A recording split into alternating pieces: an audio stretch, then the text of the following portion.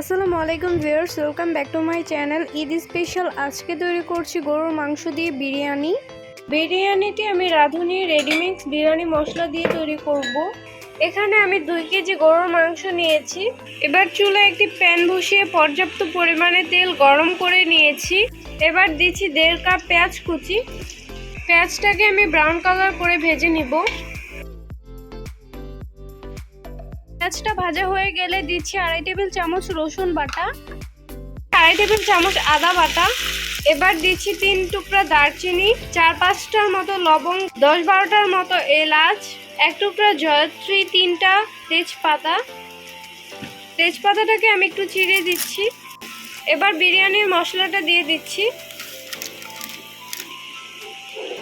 2 table চামচ টমেটোর sauce.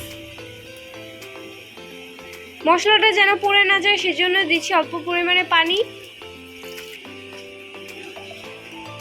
মশলাটা ভালোভাবে কষানো হয়ে গিয়েছে। এবার মাংসগুলো দিয়ে দিচ্ছি।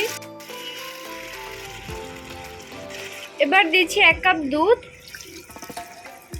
টক দই দিচ্ছি 1/2 কাপ, লবণ দিচ্ছি পরিমাণ মতো, মরিচের গুঁড়া দিচ্ছি 1 চা চামচ, ভাজা জিরার গুঁড়া দিচ্ছি 1/2 চা চামচ, ধনিয়া গুঁড়া দিচ্ছি 2 চামচ। এবার সবগুলোকে নেড়েচেড়ে মিশিয়ে নিচ্ছি। চুলার আঁচ মিডিয়ামে রেখে এটাকে কষিয়ে নিতে হবে। এখন একটি ঢাকনা দিয়ে ঢেকে দিচ্ছি।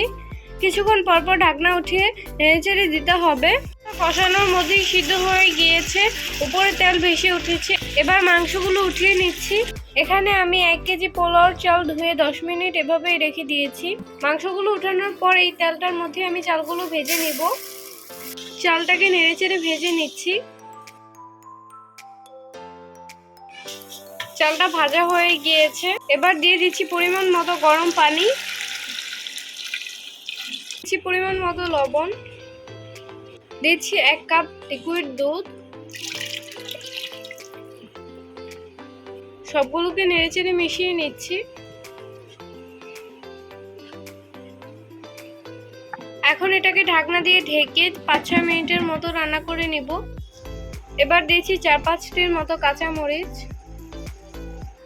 এখানে আমি 3টি আলু লবণ আর হলুদ দিয়ে ভেজে নিয়েছি। এবার আলুগুলো দিয়ে দিচ্ছি। রান্না করা মাংসগুলো এবার দিয়ে দিচ্ছি। এবার দিয়ে দিচ্ছি পেঁয়াজ বেরেস্তা, কেওড়া জল দিচ্ছি 1 চামচ, ঘি দিচ্ছি 2 টেবিল চামচ। এবার সবগুলোকে নেড়েচেড়ে মিশিয়ে ঢাকনা দিয়ে ঢেকে দিচ্ছি।